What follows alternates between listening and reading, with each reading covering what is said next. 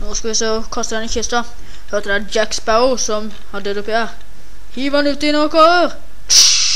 Da var den jobben gjort. Ja, de tror de er så smarte.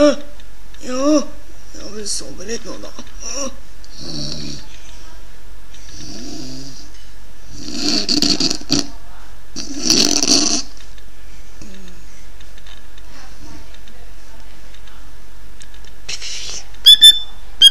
Flytt deg!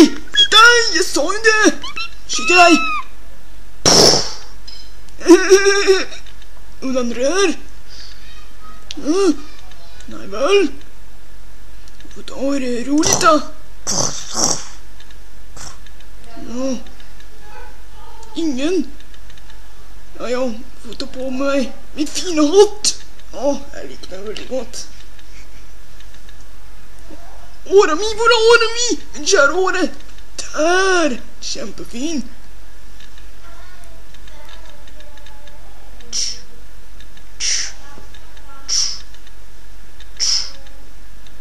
Få den. Ja, pass på åra mi, den er veldig spesiell for meg. Ja, selvfølgelig skal jeg passe på den, sjef. Ja, pass på den. Veldig spesiell. Hei, men vent litt.